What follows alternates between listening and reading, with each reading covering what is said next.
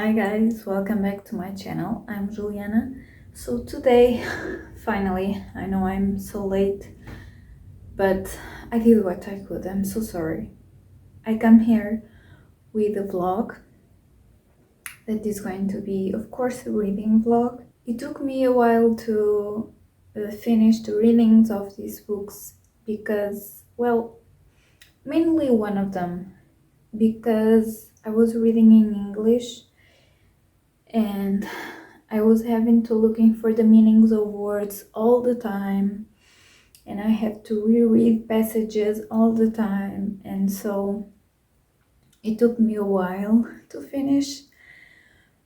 But okay, let's show you the books that I'm talking about. So the books are right here. The first one, The Shooting Party by Isabel Colegate or Colegate. This was quite short, as you can see, but I posted a lot. And the other one is Sybil by Benjamin Disraeli. This is more like a fiction. They are both fiction. Do not get me wrong. This is a story that happens in the countryside of England, and this one also is, but it has a mix here. But this is more a political stance point of view. So yeah. So to start things off, let's begin with breakfast.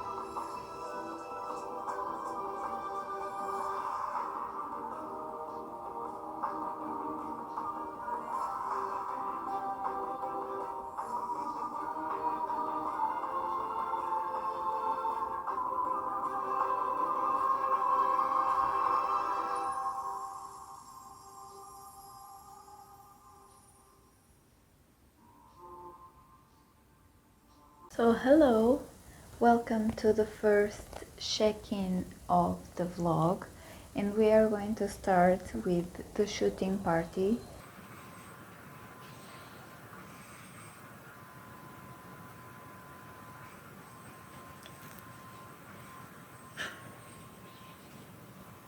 I'm so sorry, my neighbor is washing the car and you know. So, as I was saying, we are going to start with The Shooting Party by Isabel Colegate. I have my book with me. So this is a PowerPoint presentation. I'm so sorry, I thought to do something a bit different because it is a lot of characters, it is a lot of names, and I thought to have a visual company with me so you do not get lost in what I'm saying, in the people that I'm talking about. So that's why I thought to do PowerPoint presentations. So this story is passing in the last autumn before the beginning of the First World War. So we are in October of 1913. And we are going to know that, well, we are getting hints at the beginning of the story, but we are getting sure of it in the middle of the story. So the story is passing by in the Nettleby property, and this family that you see here on the left is the Nettleby family. So we have Sir Randolph Nettleby and Minnie, his wife. So they are the hosts of the party, the shooting party. And they have Rogers or John Nettleby, their son, that is married with Ida, and they have 4 children. So Cecily, 19 years old, Marcus, 15 years old, Osbert, 10 years old, and Violet, that I don't know exactly how old she is, but she's surrounding 6 to 8 years old. Well, we are getting cues from Sir Randolph Nettleby about what's going on at the beginning of the story, and also he will make remarks on the guests that will come to the property. So at the beginning of the story we will have a bit of the perspective of Sir Randolph Nettleby about the personalities of the guests, what he thinks about them, so on and so forth. So that's kind of fun. Then we also have the servants. That is something that I thought it was a really different take on a story.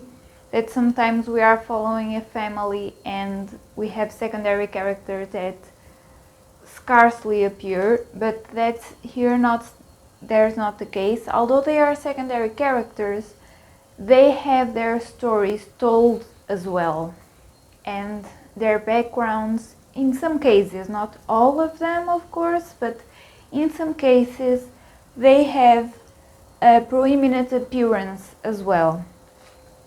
So right at the beginning of the story we hear about Tom Harker, that although I'm in the middle right now of the story, I don't know exactly what's the deal with this man. I think he's substituting someone in the property because he's a bit freer in the property, but right now I'm still trying to figure out what is his deal.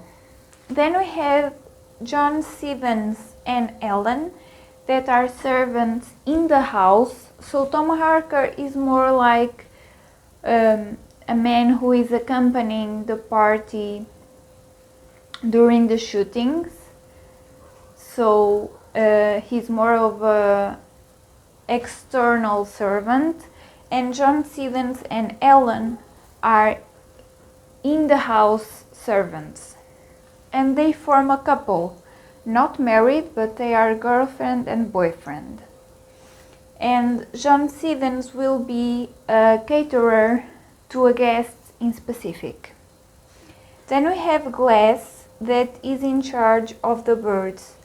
So he is in charge of the ducks and other birds that will get shot during the party. There is a passage that is talking about the work of Glass, and it goes like this: the sacrifice now was not of men but of birds, handsome creatures bred up in every luxury a bird could wish for by Glass and his men, fed, protected from predators, set loose for a few months of life in what it was to be presumed might be a pheasant's heathen, only to be cast forth by a whole host of rustic angels, bearing not so much flaming swords as sticks and whistles, forced to take to the air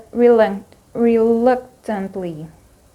Heavy birds A flight of more than a few feet exhausted them. Forced up and out to meet the burst of noise and a quick death in that bright air.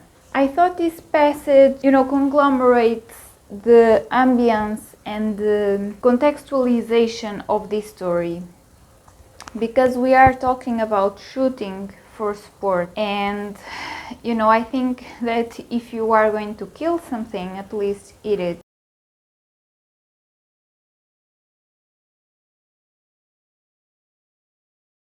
But in this case, that's not exactly the point of it. This is not hunting, this is more like killing for sport.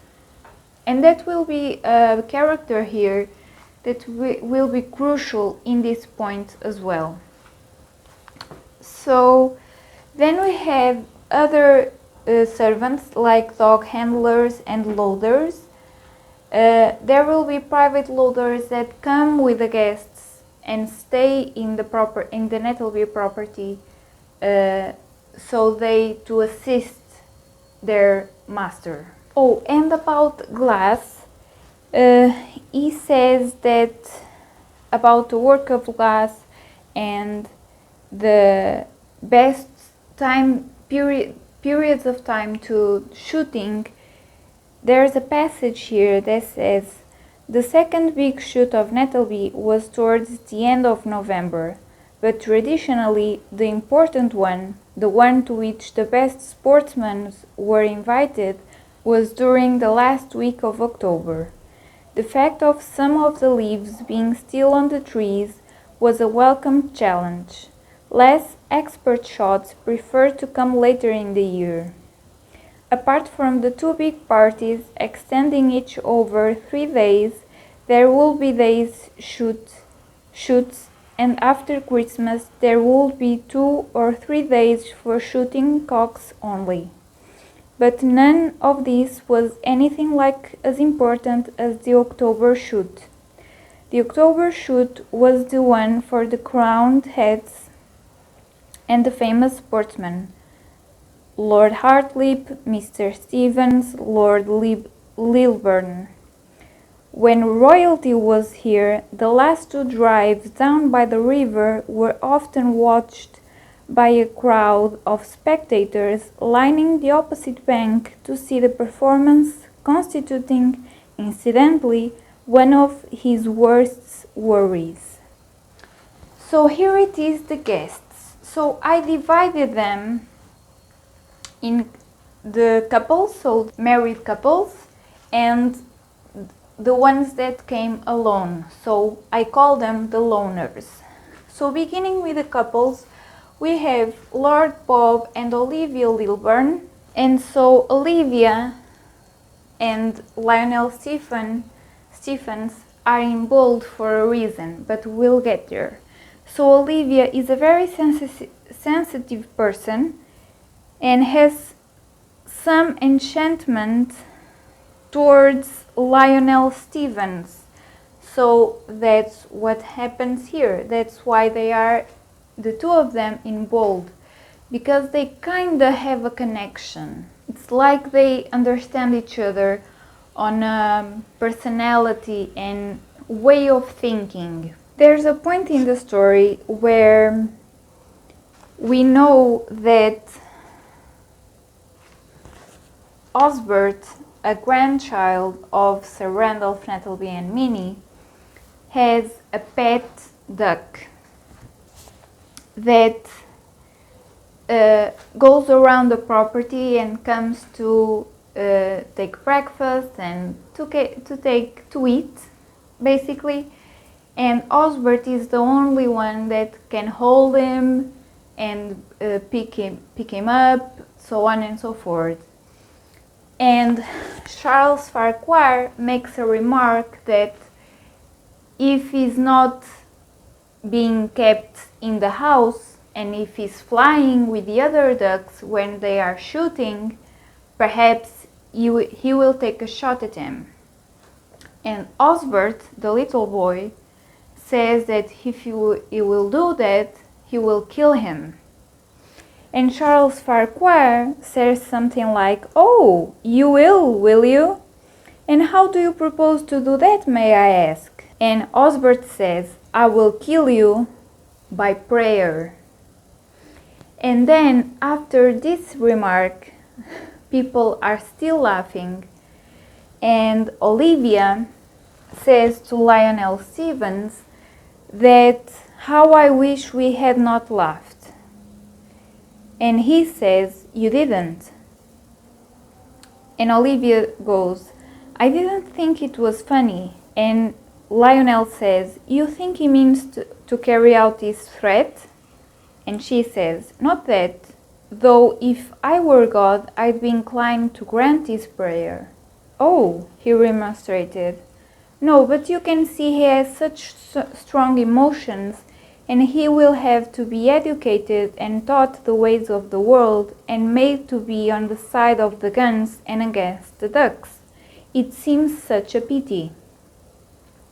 "We all have to learn to school our emotions to some extent."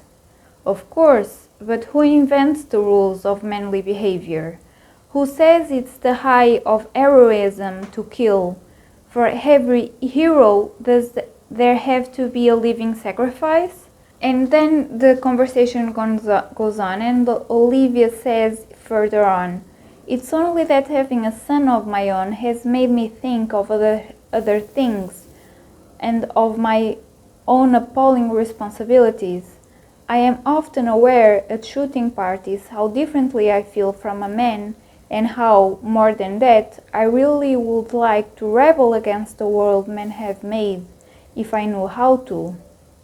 I see the beauty of a good shoot, of course, and the charm of country sports and traditions, but I can't help feeling the added solemnity the whole thing gets from that sacrificial note, the note of death, of blood. Why do we have that to complete our pleasure?"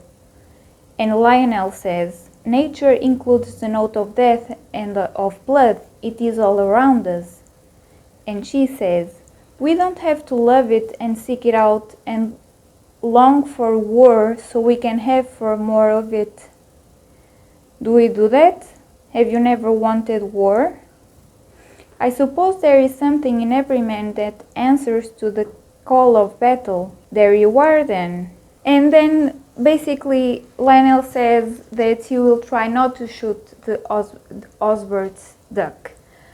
But that's the first sprinkle of the author's note about animal rights and the perspective of the animals being shot in this context, and how Olivia is very sensitive towards that. Then we have Aline and Gilbert Hartlip, and Sir Randolph, so the host, has a very low opinion of Aline.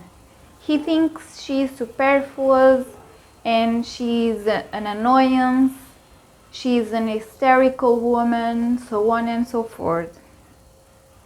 And of Gilbert, he thinks he is a good shooter, but not a good sport, because Sir Randolph doesn't see shooting as a competition, and he thinks Gilbert is a sore loser.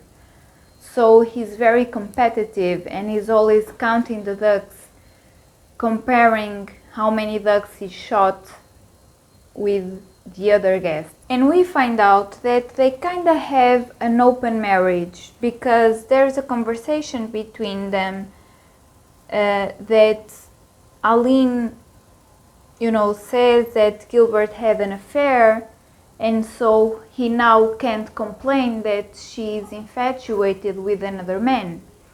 And who is that another man? Charles Farquhar. That's why they are underlined.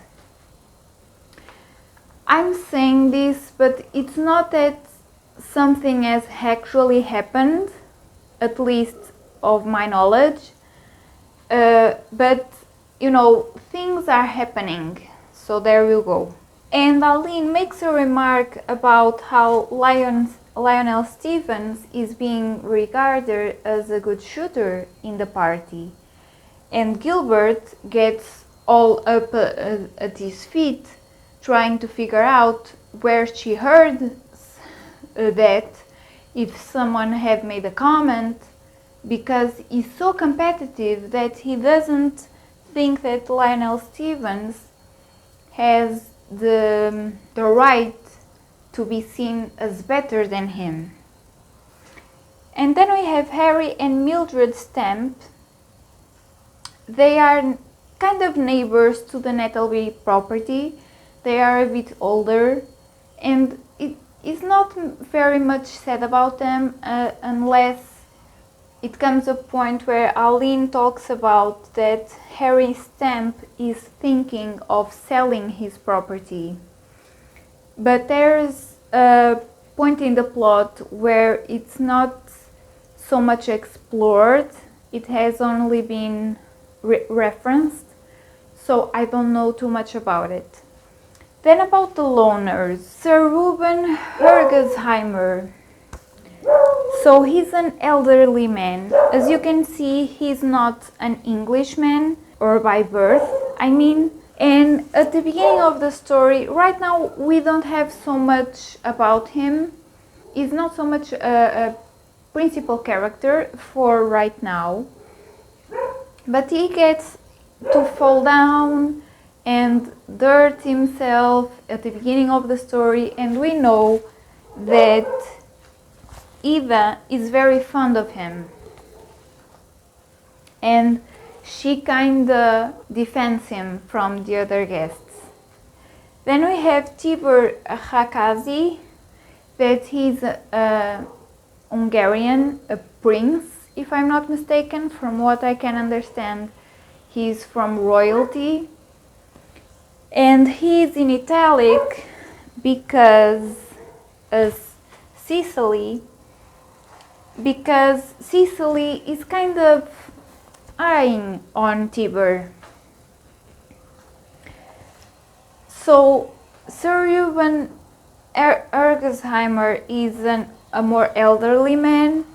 Tibor Hakapsi is a young man.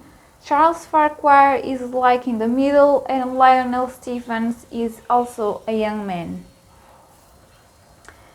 And so Sir Randolph doesn't make, I don't know, he makes a remark about Rakasi, but I don't think he very much is fond of him.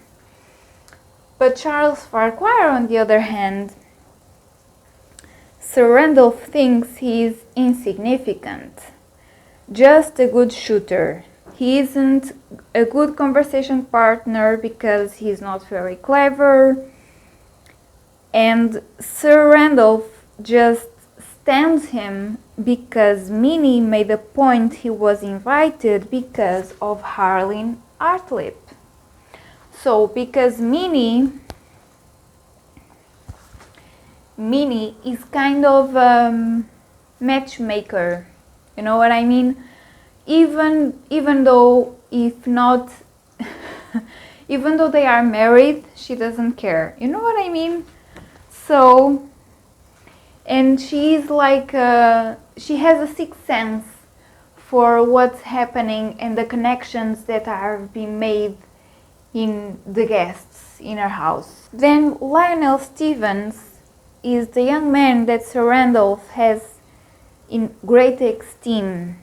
He thinks he's a very intelligent and sensible man, a very promising young man, and also a very good shooter. And then we have a character called Cornelius Cardew, that he's a habitant of the nearbys of the Nettleby property. He's not a rich man. I'm still figuring out his background, but I know that he's a socialist, and for some remarks that we see of him making with others in a pub, we know that he's in favor of animal rights, and this subject is dear to his heart. And he is also very preoccupied with impoverished people. He was a teacher, dreams of a revolutionary educational system. And Cornelius Cardo is a neighbor of the Nettleby property, or lives nearby at least. He knows about this tradition of the shooting party, and he takes for his own hands to go up there and make a stand, shall we say. So he writes in a cardboard, "Thou shalt not kill," and he awaits for the party to come, and he has back to back with Sir Randolph Nettleby, because he says loudly, "Enough of this." And they kind of, all the parties kind of, what is happening? Who is that guy? And Sir Randolph asks some of his servants to go pick up that man and bring him to him. And Sir Randolph says, "You don't approve of our sport, I fear." And Cornelius goes, "It is not my idea of sport, it is my idea of murder." And Sir Randolph goes on and he says, "You've caught us just at the end of our murderous morning, sir, and we are about to join the rest of our party for our ill-earned lunch." And then there's here conversation between them two that it comes with a twist, because we think that the story is going in one way, and then they kind of see parallel to each other, because Cornelius makes pamphlets about the rights of animals, a vindication of the doctrine of universal kinship. And Sir Randolph kind of goes on to say that he's concerned about the neglect of rural life in this country. And he goes on to say, "People don't understand its importance, you know, don't understand, if I may say so, its traditions, in which I would include its sports. I'm perpetually expressing myself on paper on these subjects. I thought I might put together some little things for publication. A pamphlet, yes, a polemic, really. A polemic, I think, is probably the right word." And Cornelius go, "Rural life, I see. Would you include economics, the plight of the agricultural laborer, and so on?" "Certainly. Unless we support our agriculture, the people who work on the land will soon be as poor as the Irish. Half of them live in hovels as it is, eating nothing but boiled pudding." And they agree that Cornelius will go to his printer of the pamphlets to make pamphlet for in the name, well, not in the name, it will be anonymous, but he agrees with Sir Randolph on this point, and he calls "The Ruin of Rural England" a diatribe. And they agree that that will be printed, and that in the end it's what happened, because he then goes away and greets everyone and goes on his way. So that was a point in the story that I thought it was very curious, and I'm also very curious to know further on what is going to happen between these two characters, because then we have the boathouse. So we have the end of the morning in which what I told you till now happened, and they are leading up, or they are heading on to the boathouse where they will have lunch. So they, in the afternoon, they continue the shooting. So that's the first check-in. I don't know if in my second check-in I will do so much deep dive into the plot of the story, because perhaps, I don't know if you think this was spoilery or not, but I think for you to have a feel of the story, these things that I told you were important to say. And I'm kind of finding interesting that Isabel Colegate is making a point of of talking about the perspectives of people thinking in those times, right? And the beginnings of the preoccupations with animal rights and the perspectives on shooting sport. And as the quote that I read to you from the work of Glass, the servant, you know, there are descriptions in here that they are very graphic about how the animals are taken away and put in piles in degradation. So that's a subject that I'm finding quite interesting. So right now I'm enjoying the story, and I'm really eager to find out what happens next. So till the next check-in. So welcome to the kitchen again. Today I'm going to try to make ginger cookies. I know that for some of you it may be quite banal, but for me it isn't. And I discovered them recently in a supermarket and I fell in love. So now I'm going to try to do homemade cookies to see how the taste is. And I researched for a recipe on the internet, and I have all the ingredients here available and measured, prepared for to begin. And I'm going to show you more or less the measurements that I'm using. So let me zoom in.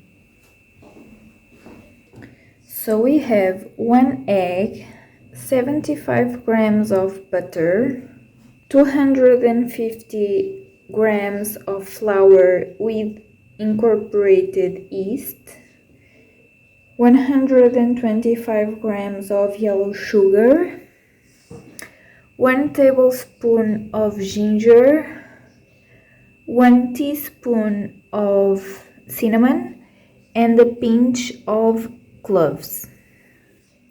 So this is what I'm working with, but I don't know. I'm going to mix it all, and then I'm going to see if I can add some milk or something like that. So let's do this.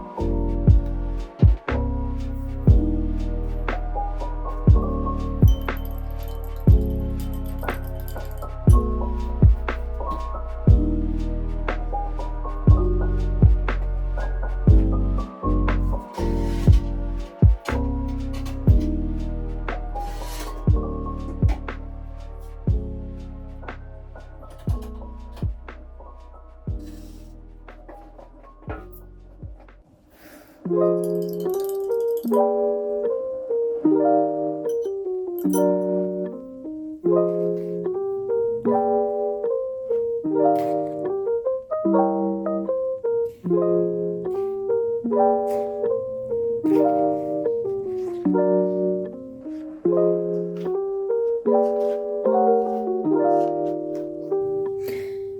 this with one hand is kind of hard.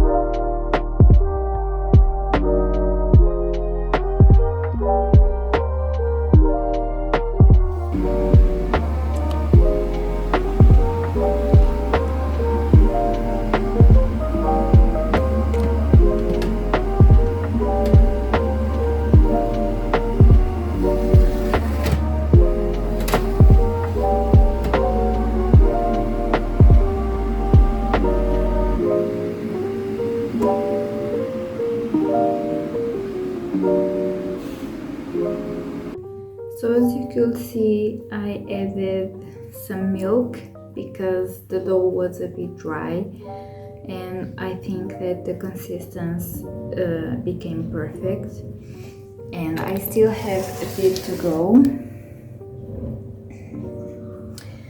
So I think I will do 2 times in the oven to do all the cookies, and then at the end, when they cool down, I will let you know about the taste. I tasted a bit the raw dough, and I think they are good, but you know, we never know till they are all cooked. So I'm really excited. I never have done ginger cookies, so maybe for you, I think that in America is very common, right? Yeah, but here in Portugal, at least that I know of, they aren't really. Now they are available in supermarkets, of course, but not because it is a Portuguese tradition. I don't think it is. Is it? I don't think so. If you're Portuguese and if you're watching, do you usually eat ginger cookies? It is a Portuguese tradition? I don't think so. So let's see how they come out. This is how they are growing. I think they are becoming really nice. Can you see? I don't know how much longer I'm going to leave them in the oven, but I think for not too long. So here they are. I don't know if I let them be a bit too over in the oven, but we have a taste later.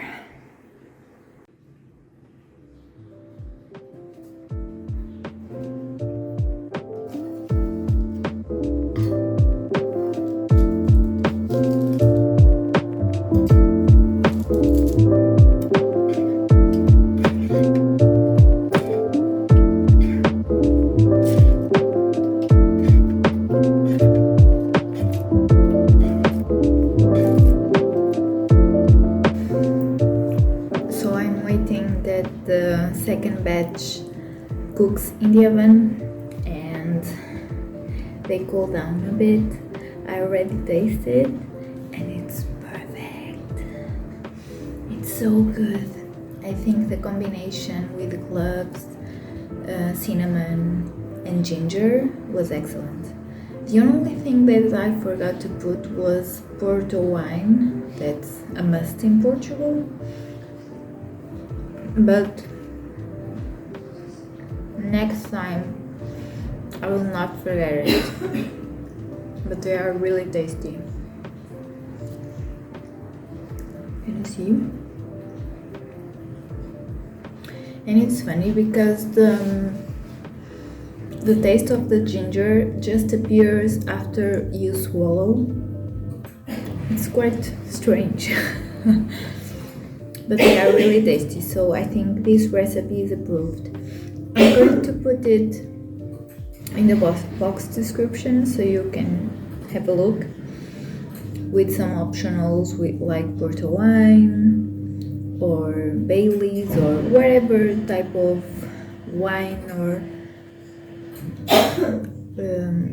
tasty beverage you usually put in your cooking or in your baking. So it's up to you, but they are really approved. So hello again, welcome back to the second check-in of the shooting party. This will be the last check-in for this book, and I will try to be more succinct in this second check-in because now I will not advance so much about the plot in itself.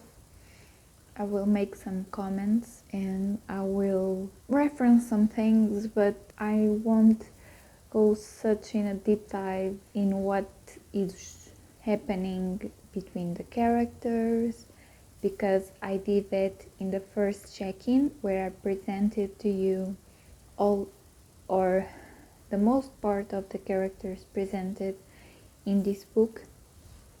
So now I'm going to make somewhat of a conclusion. So we stopped in the boathouse and there is the lunch. So the pause in the shooting party. We have Minnie asking Sir Randolph to not rush things and make people relax and enjoy the lunch. But then when it comes to the afternoon, we come back to the ridings and to the shooting party. In this second part, we have some details about how some characters met prior to this shooting party, because this is something that happens every year, so some of the characters presented in this party are not, it's not their first time in the Nettleby property, right? And at the same time, it's not the first time they met. So we have some details about how some characters met, but well, returning to the shooting party, we have the continuation of the under the carpet competition between Gilbert Hartlip and Lionel Stevens, and also between their loaders. So the loaders of each of the gentlemen are keeping count of the number of bodies of which their masters kill. There is a competition between the gentlemen, and it's also there is also a competition between the loaders of each one of these, because they are very faithful to their masters. Something that I didn't mention that happens in the first part of this book is that Lionel Stevens, writes a letter to Olivia where he kind of confesses his admiration for her, but he doesn't send her. He doesn't send the letter, he puts it in the trash. And who finds it? Well, John Siddons, the servant who was serving Lionel in the house of the Nettlebys. And what John Siddons does, he gives the letter to Ellen. There's a curious turn of affairs in that part, or regarding that part, that is quite curious. You perhaps are not expecting, or you are, I don't know, but it's funny how things turn out. But basically, what marks this second part is an accident. And we have the moods of some characters changing, and also their perspectives and their behaviors till that moment. Some prove to be frivolous and others prove to be resolute. After a few chapters of certain characters trying to resolve the situation, we have a shift in the type of narration up to this point. So the outcome of the accident is only given to us in the next chapter, and it has passed a month. So the particularities and the real time of the accident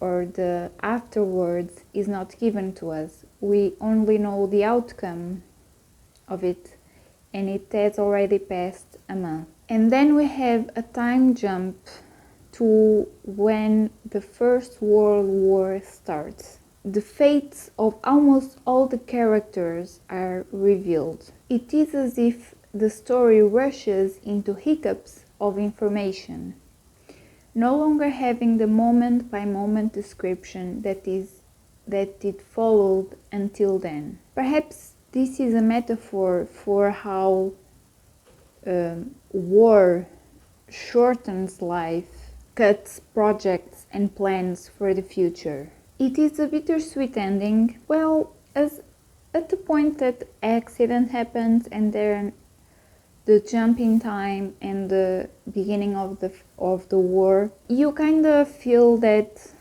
it's not going to be roses, in the end. So you kind of expect some things to happen, or you don't know exactly what, but you expect some bad things to happen, and they do. But at the same time, it leaves some loose ends on some characters, because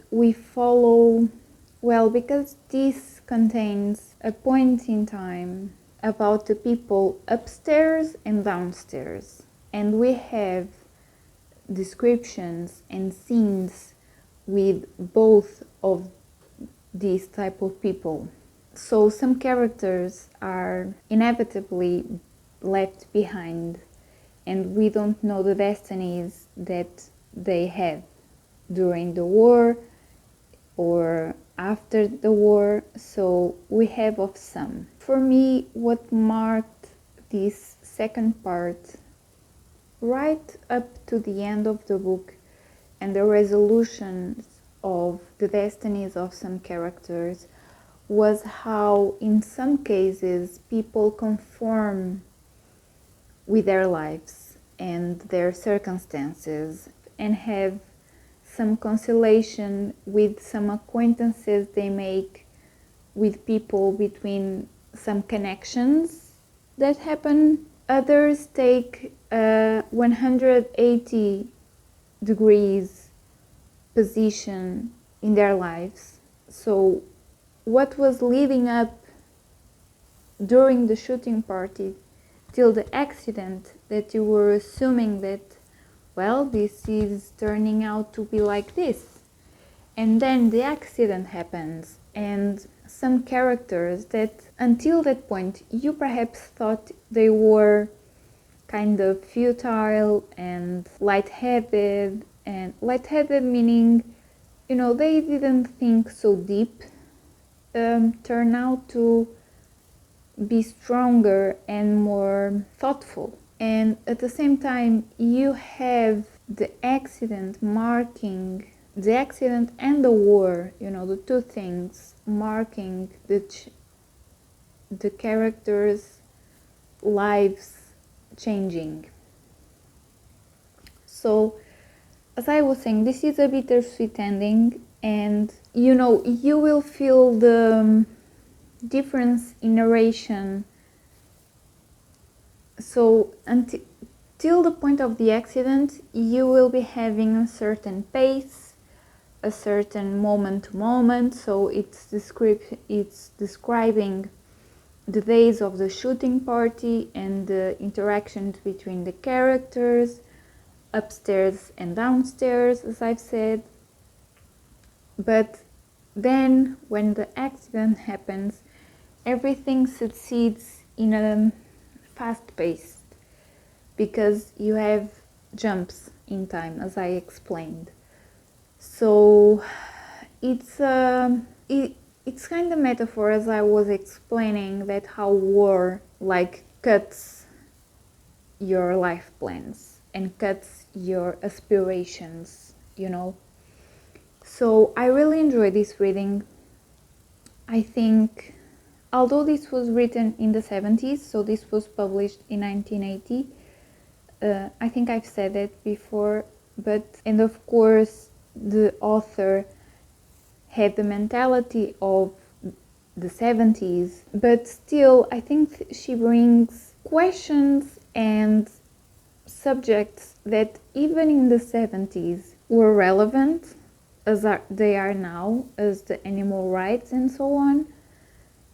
One thing, and then also we can still feel this sentiment till this day regarding our society. So the opinions and the preconceptions and the prejudices between people that are upper in society and low in society. So the disregard and the almost minimization of life that some people have about people they think are inferior to them. Things regarding status in society are also prevalent in this book. And you will have here a scene, a dialogue that will be kind of, if you are not paying attention or if you are getting through it and not really thinking about it, you will miss it. But it's so giving about these points, because the author doesn't explain, oh, he's prejudiced, he's this, he's that. No, you have to infer by what they say, So I like that a lot, and I think that although this was short, as you can see, I posted a lot, so I could give you some information about it and not forget things. But I quite enjoyed this reading, and it's a book that, makes you ponder and makes you compare between what happened in those times and what happens even nowadays. So I think that's really relevant. So there you go. See you later. So hello, we are going to prepare a lunch. This is going to be fish fillet with potatoes, carrots and green beans. So I have here the potatoes already, 2 carrots and chopped green beans. I'm going to chop the potatoes and the carrots, put them in the pressure cooker. Then I'm going to put the fish, pass it through wheat flour, and then put them in the oven. So let's go.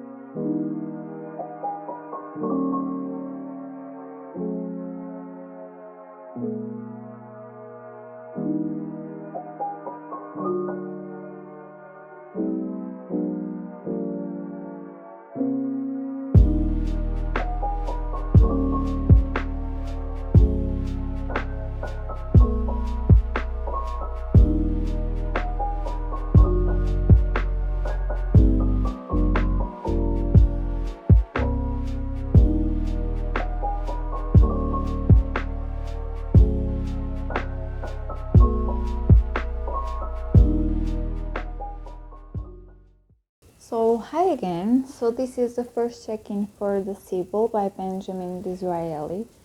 This is passing in the 1800s, and I have to confess that in the first few chapters, the chapters are short, or most of them are short, so you will have readers all over the story.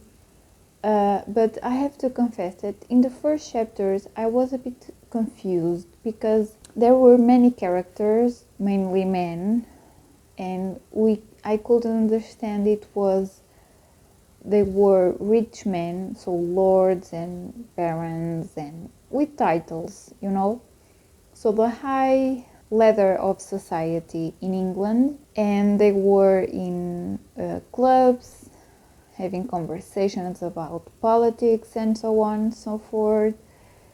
And I was a bit confused because I wasn't seeing a common thread between the narrative or within the narrative, and I wasn't grabbing the story by the horns until the character of Charles Egremont appears. And Charles Egremont is Lord Marney's younger brother, that is George Marney, who inherited the family estate and lands. So he has people working in his lands, poor people. Charles Egremont spent a few years traveling, and when he returned he embarked on a political career and became a legislator. And in his society, many of his acquaintances had titles and privileges. And with some of the reforms since the king died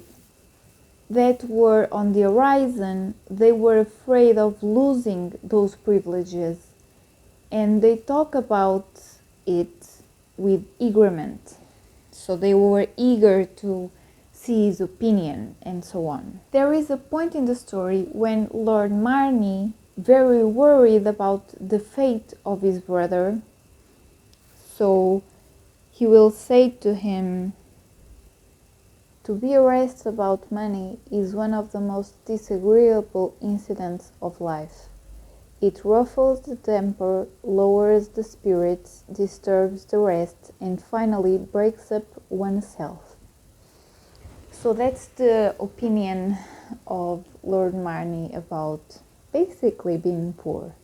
So Lord Marney, being worried about the future of his brother, proposes going to the house of another landowner in Mowbray Castle. So the eldest child, that it was a son of the Mowbrays, has died, so they don't have direct heir, a man heir. So what is the idea of Lord Marney? To marry Egremont with the eldest daughter of the Mowbray couple. And she is called Lady Joan Fitzwarren. And because of the plans of Lord Marney, he has already made arrangements. So he didn't ask his wife or even his brother about their opinion of going to Mowbray Castle. He has already sent a letter and he has already received a response confirming that they were able to receive them. And there's a conversation between Arabella Marney, that is the wife of Lord Marney, and Lord Marney, where Lord Marney is saying the plans, so he's stating what is going to happen in the day after tomorrow. And she says, "Do not you think, George, that we had better talk it over a little?" "Not at all. Charles will go, and it quite suits me, and therefore what's the necessity for any consultation?" "Oh, if you and Charles like to go, certainly. Only I shall be very sorry to lose your society." "How do you mean lose our society, Arabella? Of course you must go with us. I particularly want you to go. You are Lady Joan's most intimate friend. I believe there is no one she likes so much." "I cannot go the day after tomorrow." And Lord Marney says, "I cannot help it. You should have told me this before. I wrote to Mowbray today that we should be with him the day after tomorrow and stay a week. But you never mentioned it to me." And he says, "I should like to know when I am to find time to mention the contents of every letter I write, particularly with all the vexatious business I have had on my hands today. But so it is. The more one tries to save you trouble, the more discontented you get." And she says, "No, not discontent, George." And he says, "I do not know what you call discontented, but when a man has made every possible arrangement to please you and everybody, and all his plans are to be set aside merely because the day he has fixed on fixed on does not exactly suit your fancy, if that be not discontent, I should like very much to know what it is, Arabella. And Lady Marnie, so Arabella, did not reply. Always sacrificed, always yielded, the moment she attempted to express an opinion, she ever seemed to assume the position, not of the injured, but of the injurer. That's here a conclusion that I thought it was very pertinent. And I think that even nowadays in some relationships we see this type of dynamic. So the total disconsideration for the other part. And I'm assuming that in this time in particular, between a man and a woman, the woman will be in disadvantage. So in between these chapters, we have an intrusive chapter that introduces us to other characters, and we realize that they are poor workers and that they live on Mowbray's properties. This is where the name Sybil first appears, and we realize that she is a young girl. A young lady. So then we advance, and during the Marnie's stay in Mowbray, we understand that Egremont was not enchanted with either of the daughters of the Mowbrays. There is another intrusion in the story, and we will follow a scene of a couple of poor people who are in need, and it's here that Sybil, the young lady, enters and brings supplies to this couple. We get to understand that Sybil is the daughter of Walter Gerard, a factory worker, and she lives in a convent because the employer of her father, so the sister of the employer of her father, is the convent's mother. Mother or mother nun, is that how you say it? I'm so sorry, I don't know the term. And in that same scene, we have the arrival of Mr. St. Lees, a priest, who comes to provide his services to that family in need. And with him, accompanying him, came Egremont. And Mr. St. Lees recognizes Sybil, and he says this to her, that he had previously met her, and they come to the conclusion that it was in the Marnie's properties. And she has a comment about that. And Mr. St. Lees asks to Sybil, "Was it your first visit to Marnie?" And she responds, "My first and my last. There was no place I more desired to see, no place of which the visions made me so sad." And Egremont says, "The glory has departed." And Sybil responds, "It is not that.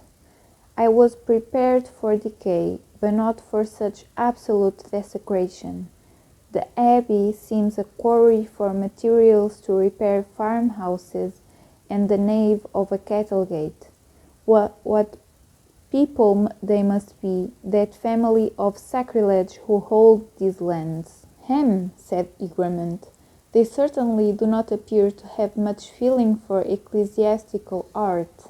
And Sybil says, and for little else, as we were told. "There was a fire at the Abbey farm the day we were there, and from all that reached us, it would appear the people were as little tendered as the Abbey walls." And Egremont responds, "They have some difficulty, perhaps, in employing their population in those parts." And she says, "You know the country?" And he says, "Not at all. I was traveling in the neighborhood and made a diversion for the sake of seeing an abbey of which I have heard so much." And she says, "Yes, it was the greatest of the northern houses, but they told me the people were most wretched round the abbey, nor do I think there is any other cause for their misery than the hard hearts of the family that have got the lands. You feel deeply for the people, said Egremont, looking at her earnestly. Sybil returned him a glance expressive of some astonishment, and then said, "And do not you? Your presence here assures me of it." "I humbly follow one who would comfort the unhappy." And then it goes on. So here is the first meet between Sybil and Egremont, and Egremont masks his real identity, and we will see this repeating itself when he, after having been fishing, meets Sybil's father. So Walter Gerard will invite Egremont to his cottage, and they will talk, and Gerard will ask him who he is, what is his name, what he's doing there, and he will say that he's from the press, came from London, and he is called Franklin. So he will mask his identity, because this conversation that I read to you will be so ingrained in Egremont's head that he will have no space for the conversations in the Montbrey Castle. And when he meets Sybil's father, I think he hesitates to say that he comes from a rich family, and from a family that Sybil doesn't have a great opinion of. So that's where I stopped. So I'm eager to read the next chapters, and this story is very intriguing. I was not sure if I was going to understand, because I'm reading it in English, and I was afraid that I wouldn't understand the story, but now I'm getting into it, and now I'm understanding more or less where the story is going for. Perhaps there will be chemistry between Egremont and Sybil, who knows? But I think Sybil will be the pendulum in Egremont's political opinions and political stands about the rich and the poor.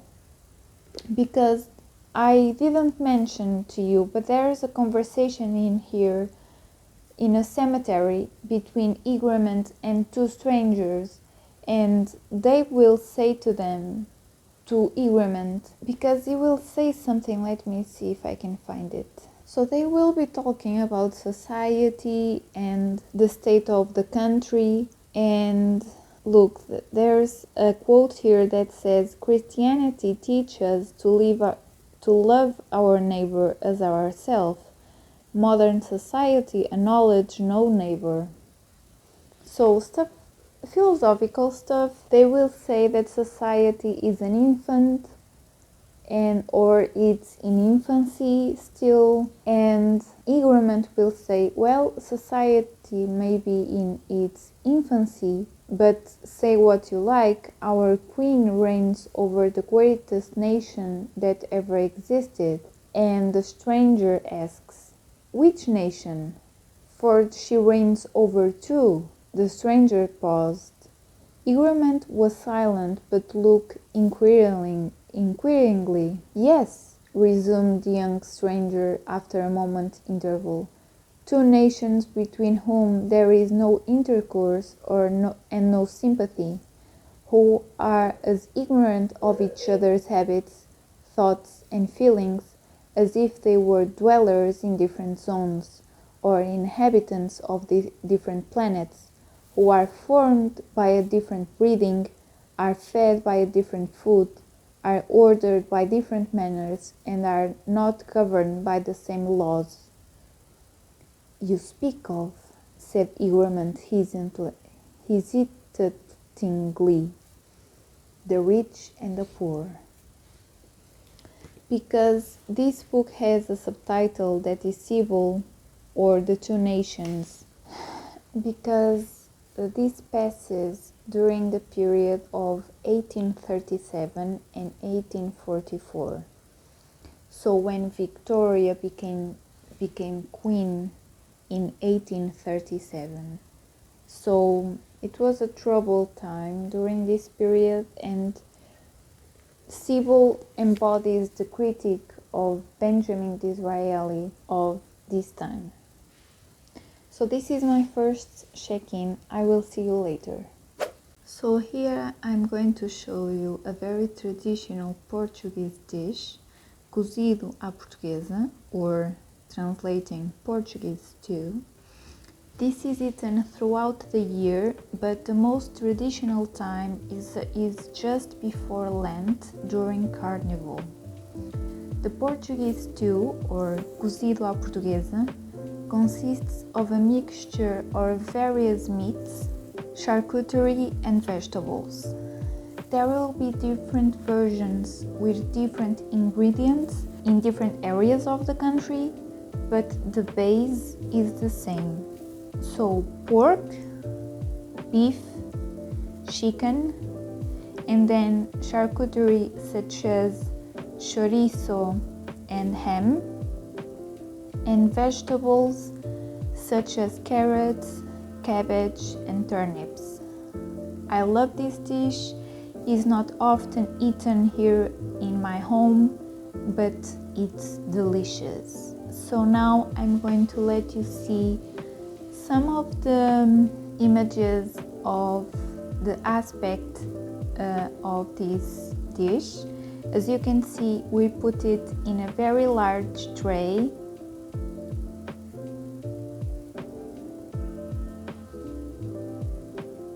We put everything together, and the pork is more like the ears, the paws of the pork, the snout.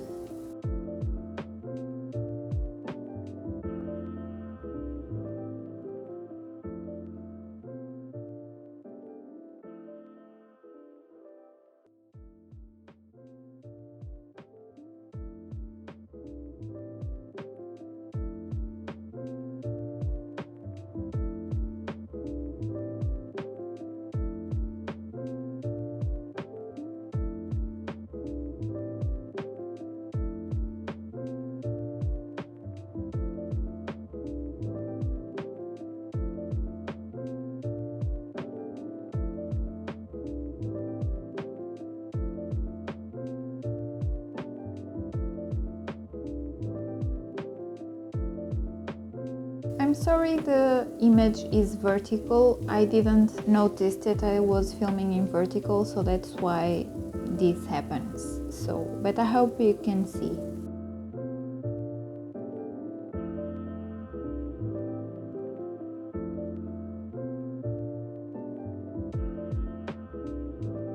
So here is a plate, my plate. You perhaps may think it is a lot, but it has a lot of bones, so in terms of meat is not that much. As you can see, it has a lot of rice. I didn't tell you, but it also can be accompanied by rice, potatoes, wherever you want. And yeah, I did eat it all. So as you can see, this is one of my favorite dishes of Portuguese traditional cuisine.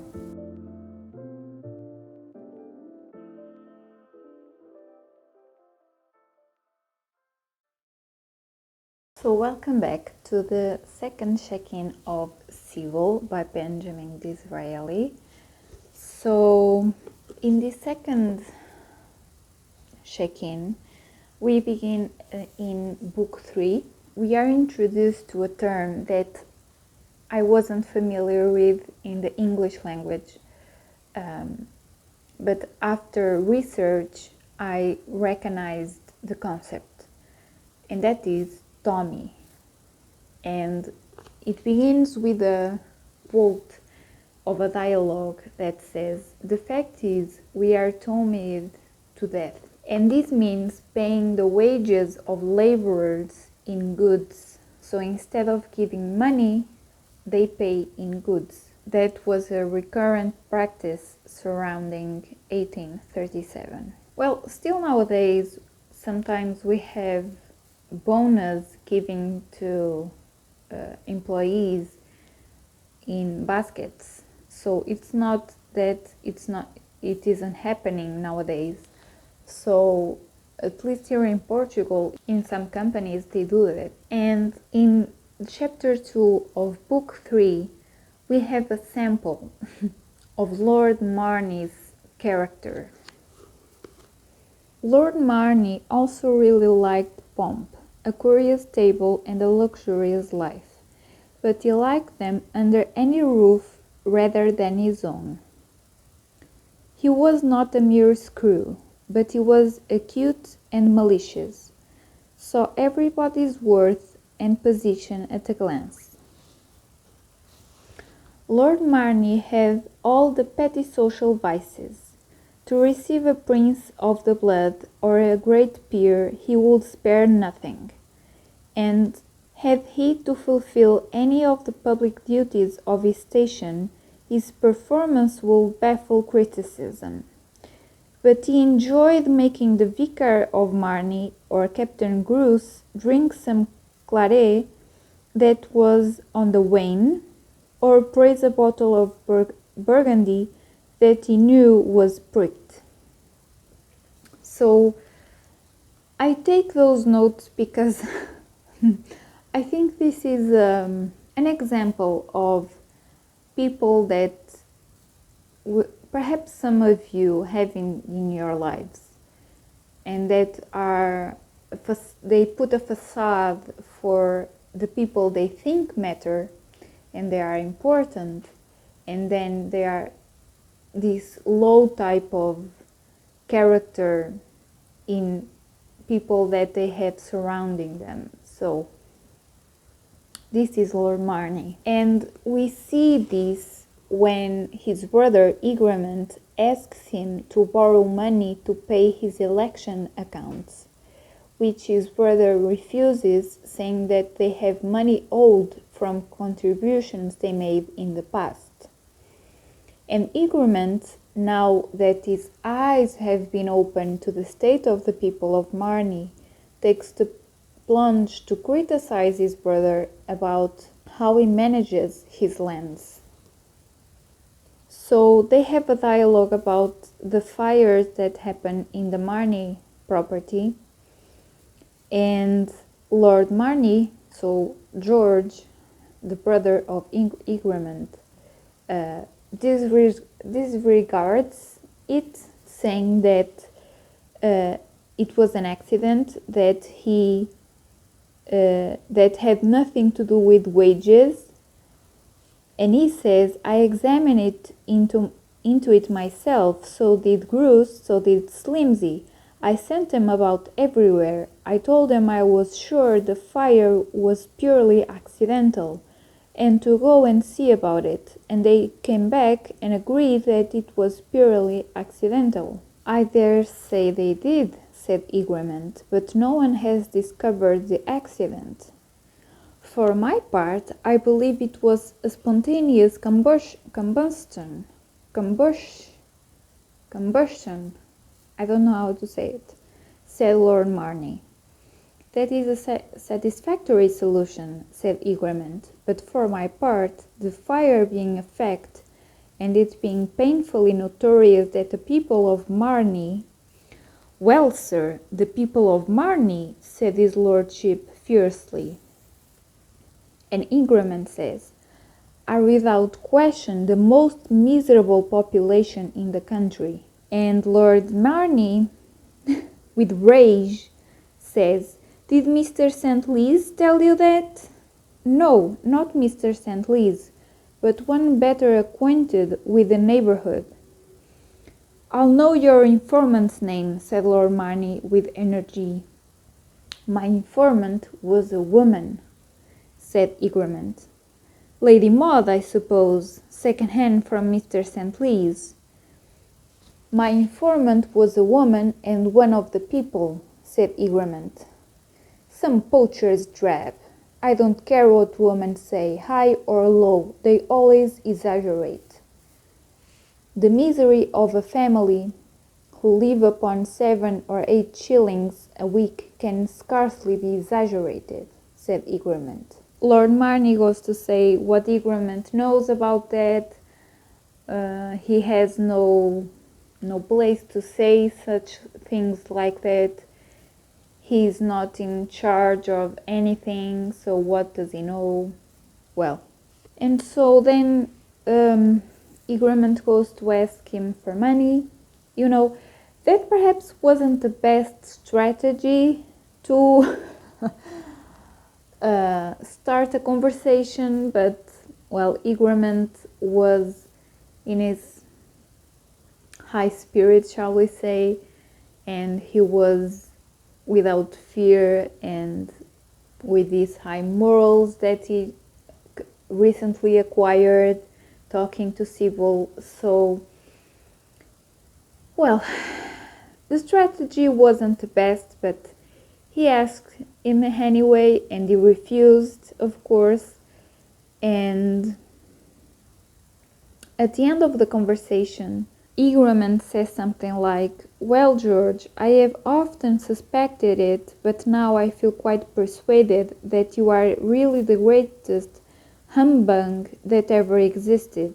Lord Marney goes to say, after a few words, "I am your elder brother, sir, whose relationship to you is your only claim to the consideration of society." And Egremont says, "A curse on the society that has fashioned such claims founded in selfishness, cruelty, and fraud, and leading to demoralization, misery, and crime." So they didn't end up in good terms, so they kind of, it's not they were fond of each other before, but with this conversation things got really acidic between them two. Then we have a scene in a Tommy shop, so people could go pick their goods. It would exist Tommy shops in which the person in charge of the store treats people in an execrable way. He spits, insults, humiliates, even hits. He usurps his power and is a petty tyrant. So who is in charge? He's a father and a son, and they say stuff like, "Don't make a brawling here, or I'll jump over this here counter and knock you down like nothing. You never want best tea, you must take 3 ounces of best tea or you shan't have nothing." And that comes a point where some things happen and the baby gets hurt, and he says, "Whose baby hurts?" "Mine, sir, Mary Church." "Oh, Mary Church, is it? Then I'll put Mary Church down for a half a pound of best arrowroot. That's the finest thing in the world for babies, and will cure you of bringing your cussed monkeys here, as if you all thought our shop was a infant school." "Where's your book, Susan Travers?" "Left at home? Then you may go and fetch it. No books, no Tommy. If anybody will tell me who is pushing there, they shall have their bacon for 7 pence. Will nobody have bacon for 7 pence? Leagued together, huh? Then everybody shall have their bacon for 10 pence. So, as you can see, he will do as he will well pleased. This is a simple example of how workers and poor people were treated even amongst each other. There's also a scene, not a scene, but a reference of apprentices, and it goes, "The business of Woodgate is carried on by masters' workmen in their own houses. each of whom possesses an unlimited number of what they call apprentices, by whom their affairs are principally conducted, and whom they treat as the Mamelukes treated the Egyptians. These master workmen indeed form a powerful aristocracy, nor is it possible to conceive one apparently more oppressive. They habitually inflict upon their subjects punishments more grievous than the slave population of our colonies were ever visited with.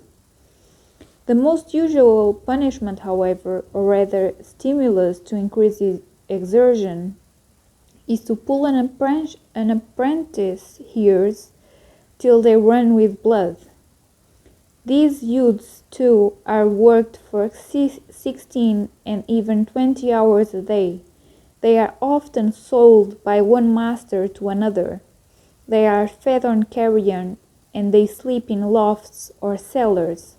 Yet, whether it be that they are hardened by brutality and really unconscious of their degradation and unusual sufferings, or whether they are supported by the belief that they, to be masters and oppressors, will surely arrive, the aristocracy of Woodgate is by no means so unpopular as the aristocracy of most other places.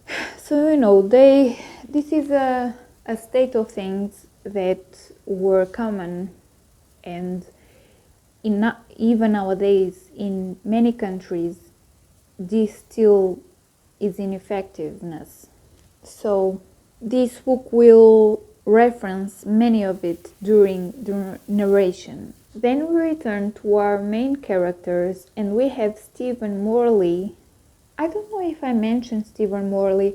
So Stephen Morley is a friend of Walter Gerard, the father of Sybil. And this Stephen Morley is what can we call a journalist. He doesn't have what we could call a formal education, but he's self-taught and he reads a lot, and he's very interested in the situation of the country and of the working class, and so he educates himself, and he's a very close friend to Walter Gerard. And so we have him looking for a man called Hayton. From the outset, we don't know the reason why Morley is looking for this man.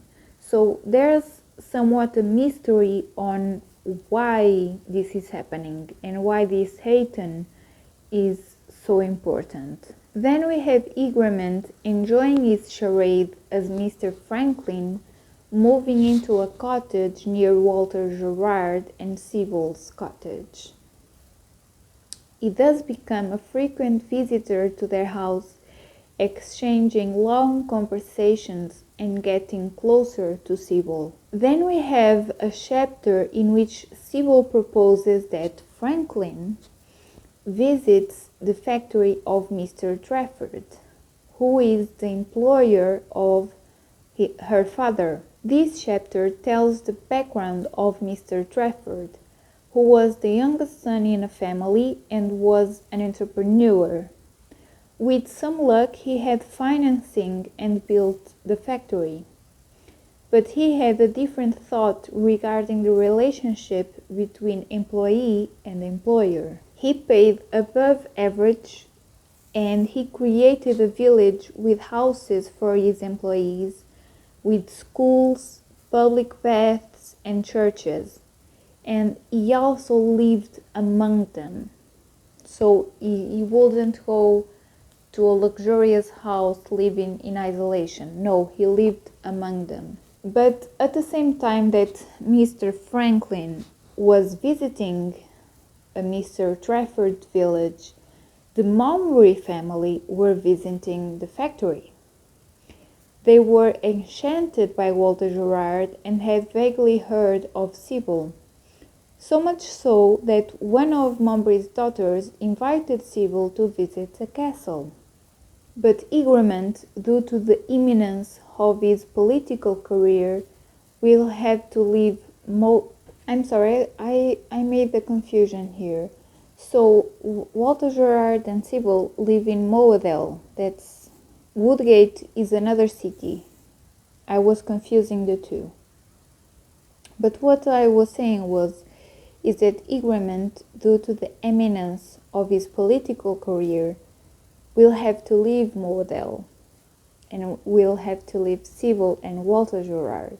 Then we have chapters in which we return to characters from the beginning of the book and a few more. They are very worried about the demands of the working masses and of losing their privileges in terms of titles and power in the parliament. Thus, we have the emergence of the Chartism movement. So, a little of history. Chartism was a working-class movement for political reform in the United Kingdom that erupted from 1838 to 1857 and was strongest in 1839, 1842 and 1848. Support for the movement was at its highest when petitions signed by millions of working people were presented to the House of Commons.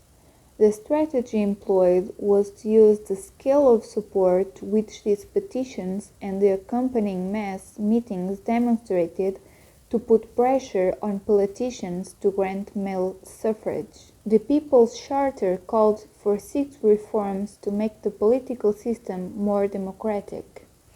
I'm not going to read the 6 reforms, but so if you do some research, you can find the list of reforms. But then, returning to the story, this meant that Chartist delegates were elected from among the workers who went to speak to members of parliament, with titles, to debate their proposals.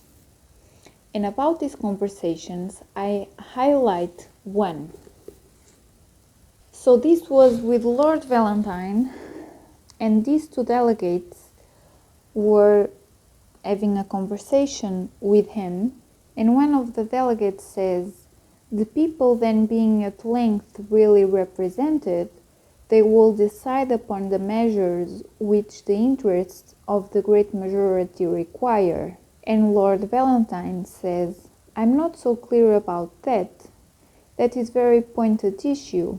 I do not think the great majority of the best judges of their own interests.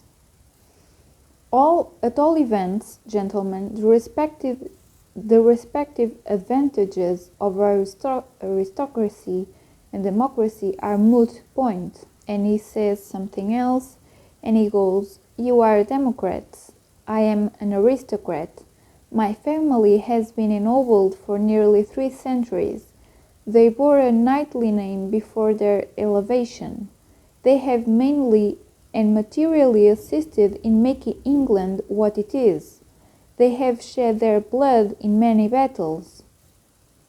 You will not underrate such services, even if you do not appreciate their conduct as statesmen, though that has often been laborious and sometimes distinguished. The finest trees in England were planted by my family. They raised several of your most beautiful churches. They have built bridges, made roads, dug mines, and constructed canals, and drained a march of 1,000,000 of acres which bears our name to this day, and is now one of the most flourishing portions of the country. You talk of our taxation and our wars, and of your inventions and your industry. Our wars converted an island into an empire, and at any rate developed that industry and stimulated those inventions of which you boast. You tell me that you are the delegates of the unrepresented working class of Montgomery. Why, what would Montgomery have been if it had not been for your aristocracy and their wars. Your town would not have existed. There would have been no working classes there to spend up delegates. In fact, you owe your very existence to us. I have inherited their great position, and I tell you fairly, gentlemen, I will not relinquish it without a struggle. So, I thought this discourse was very interesting, as in to make a point in which aristocracy was the moving factor for the wealth of England.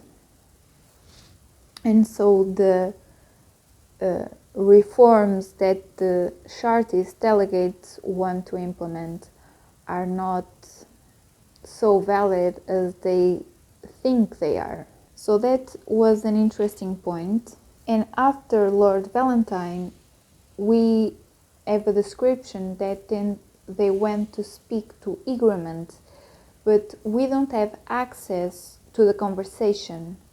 But later we will realize why that is. And the mystery of why Stephen Morley was looking for Mr. Hayton is also solved.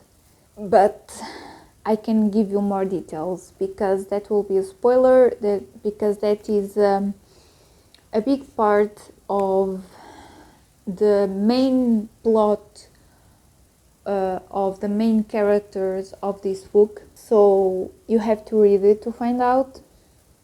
But it's quite a twist, I think. But at the same time, I don't know it's for the best. We shall have to see. But for now, that is my second check-in. I will do my final in a bit. So see you later.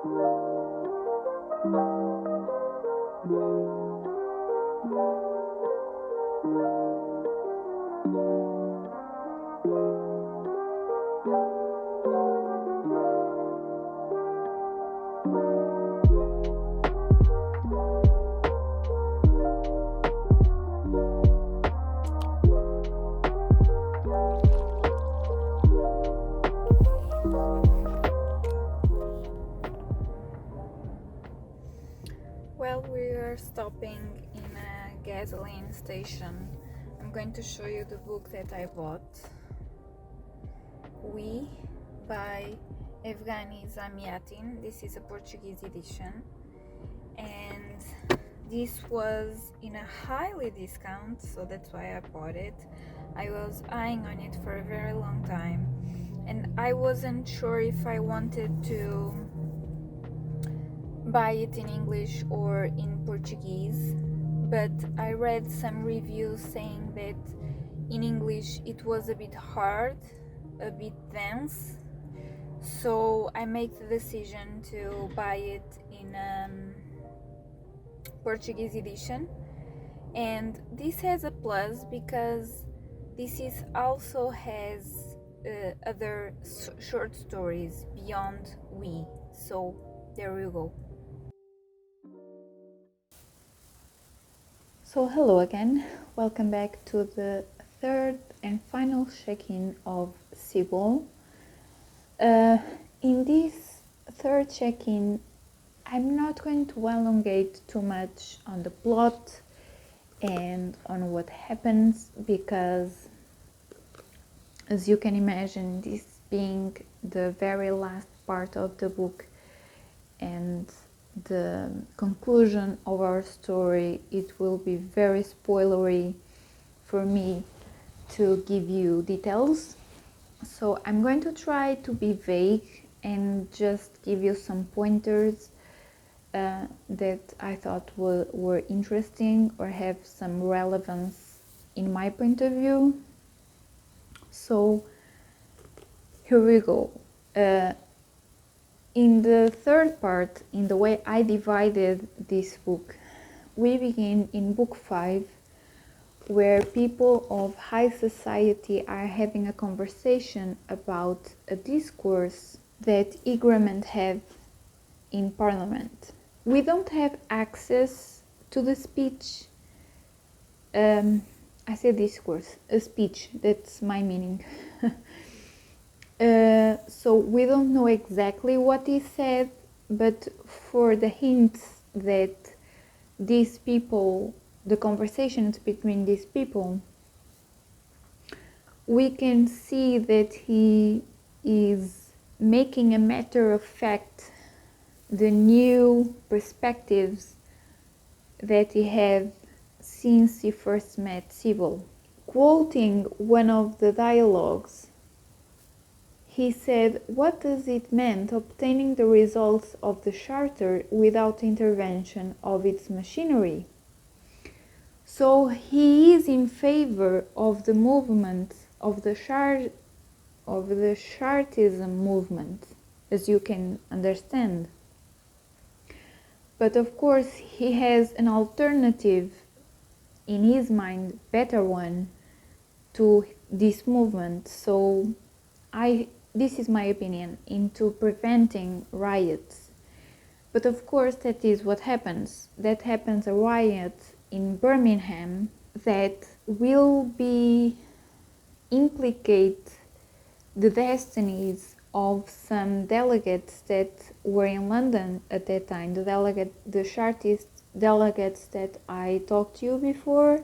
Not all of them, but some of them, and because they will be implicated and responsibility will be given to them as for what happened in Birmingham, and they will be arrested and they will be in jail. So, but we have, coming back to the speech of Igrament, we have a commentary of one of the characters that says, "He spoke throughout in an esoteric vein, and I apprehend was not very sure of his audience. But I took it to mean, indeed it was the gist of the speech, that if you wished for a time to retain your political power, you could only effect your purpose by securing for the people greater social felicity." Well, that is sheer radicalism. Pretending that the people can be better off than they are is radicalism and nothing else. So as you can see, the higher in society were not very pleased with this intervention of Igrament talking to the movement. Then we have a realization of Sybil. So we had the realization of Igrament when he met Sybil, but Sybil, she in some aspects is a bit solidified in her perspective of the world. She doesn't see how different classes in social hierarchy can mingle, because she thinks in her mind that is an impossible step to take. The quick intelligence and the hardened imagination of Sybil had made her comprehend with fervor the two ideas that had been impressed on her young mind: the oppression of her church and the degradation of her people. Educated in solitude and exchanging thoughts only with individuals of the same sympathies, these impressions had resolved themselves into one profound and gloomy conviction that the world was divided only between the oppressors and the oppressed. With her, to be one of the people was to be miserable and innocent, one of the privileged, a luxurious tyrant. But the experience of the last few months had operated a great change in these impressions. She had seen enough to suspect that the world was a more complicated system than she had preconceived. The characters were more various, the motives more mixed, the classes more blended, the elements of each more subtle and diversified than she had imagined. The people had enemies among the people, their own passions, which made them often sympathize, often combine with the privileged. Sybil found to her surprise that great thoughts have very little to do with the business of the world. She thought that the people, calm and collected, conscious at last of their strength and confident in their holy cause, had but to express their pure and noble convictions by the delegates of their choice, and that an antique and decrepit authority must bow before the irresistible influence of their moral power. These delegates of their choice turned out to be a plebeian senate of wild ambitions and sinister and selfish ends, while the decrepit authority that she had been taught existed only by the sufferance of the millions was compact and organized, with every element of physical power at his command, and supported by the interests, the sympathies, the honest convictions, and the strong prejudices of classes influential not merely from their wealth but even by their numbers. So this is a point in time where Sybil realizes that the world is more complex than what she imagined and what she previously thought, because she only sees it or has seen it in the oppressed and the oppressors, as I read to you. So this was a haha moment for her, because she wasn't expecting the violence of the riots of Birmingham, because she thought that their cause was noble enough not to involve violence. But life happens, and we are talking about people, and you know what I mean. Then in this third part of the book we have a jump. So a lot of things happen that I'm not going to say what they are, because they will be a great spoiler. But we have a jump of 5 years. So we begin the story in 1837 and we pass to 1842. We have here the, how can I explain? Mr. Hayton, the person that Walter Gerard and Stephen Morley were after. So as in the second check-in, right at the end, I said that they found him. We will have developments with that, but it will have to pass 5 years so they will accomplish what they were after. The story will have turns and twists, and we have here pretendants to Sybil that we're not expecting, or some of them we were, but others were a bit a stretch. Not in a bad way.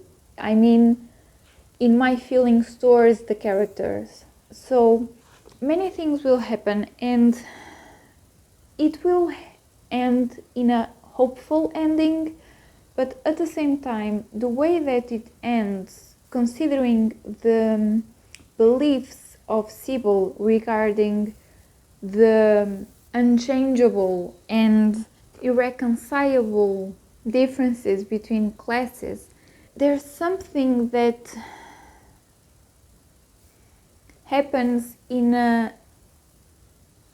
subdued way during the narrative that will lead to a turn up of events that I don't really know if the feelings of Sybil had already changed before that happened, or if it was because that thing happened that her mind changed. I know I'm being very vague and you are not understanding my point if you haven't read the book,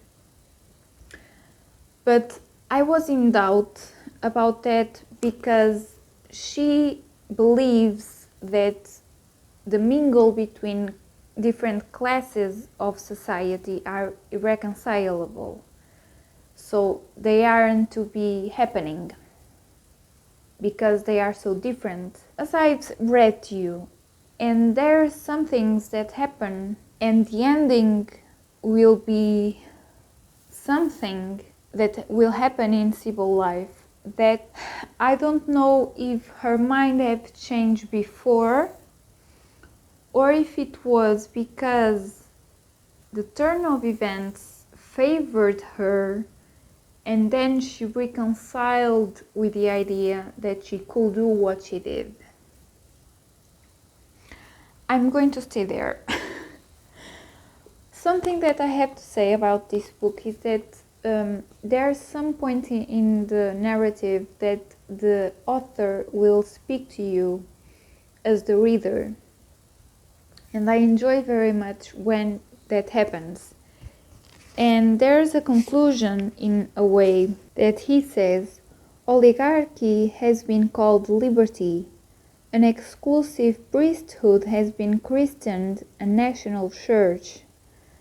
Sovereignty has been the title of something that has had no dominion, while absolute power has been wielded by those who profess themselves the servants of the people. In the selfish strife of factions, two great existences have been blotted out of the history of England, the monarch and the multitude. But time that brings all things has brought also the mind of England some suspicion that the idols they have so long worshipped and the oracles that have so long deluded them are not the true ones. We live in an age when to be young and to be indifferent can be no longer synonyms. And I think this last phrase is not the last phrase of the book, but it is in the very end. So this is the last page.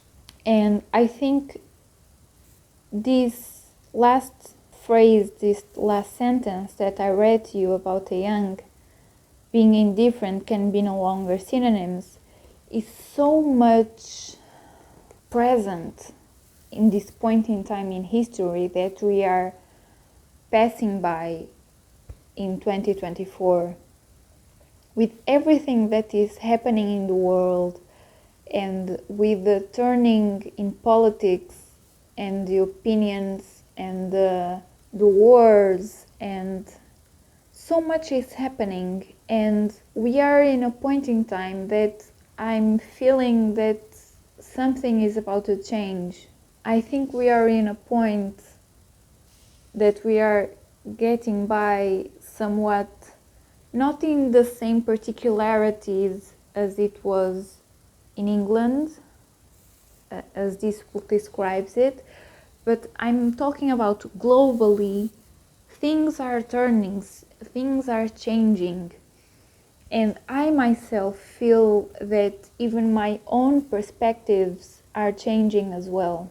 So this book is a big metaphor for that, and I think indifference and impassiveness can't be the answer for right now. Well, it can't be the answer in any point in time in history, of course, but for what we are passing through in this moment in history, we have to make a stance. We have to make a stand, and we have to make a point to go and vote, but with consciousness in which people we are entrusting our lives. So I know this perhaps is a detour from the point of this vlog, but the last few sentences of this book made me think about it, and so I'm sharing it with you. And we have to be really careful, and we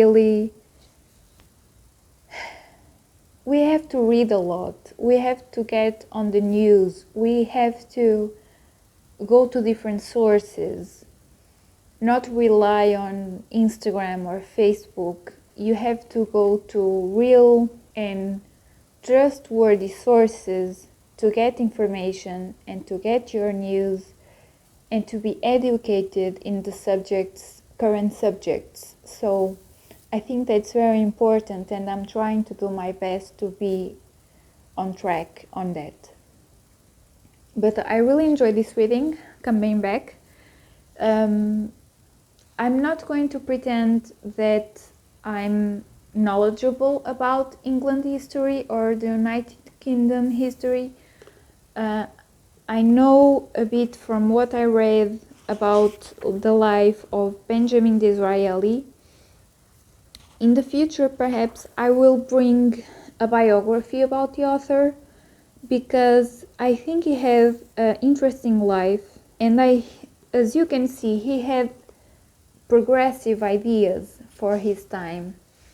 He was a Prime Minister of England during the Victorian era, and not only that. So he had a brief career as a lawyer, as a speculator on the stock exchange, and as a journalist. So I'm quite curious about the life of this man, now that I read his book. One of his books, because he write others.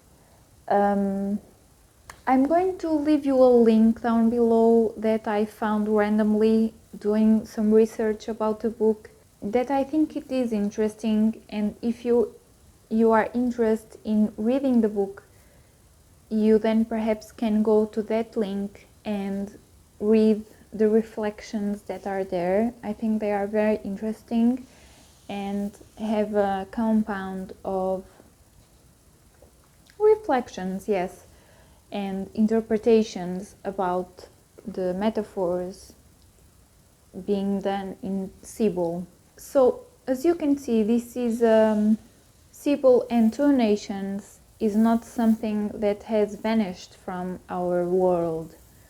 Even in developed countries, we still can have some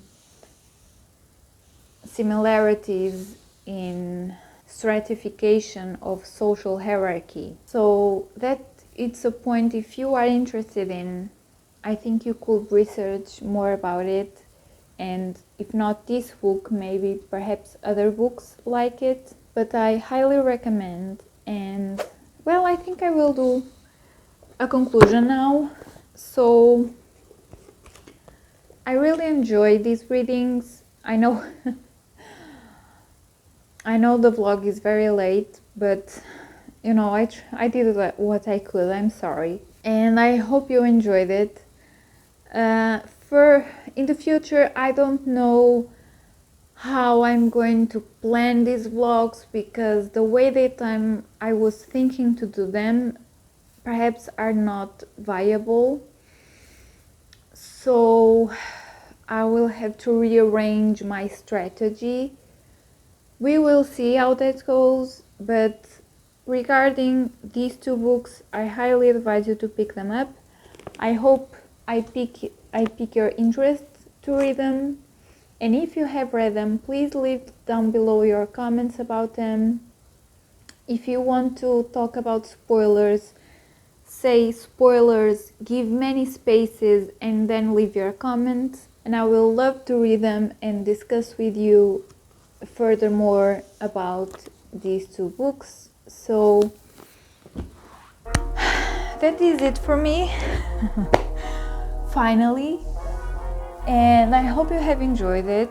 Please subscribe to my channel if you haven't subscribed already. Don't forget to press the ring bell button below so you can receive all my notifications.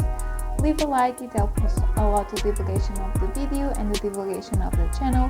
Follow me on Instagram and on all socials. I will leave the links down below in the box description, and I will see you on the next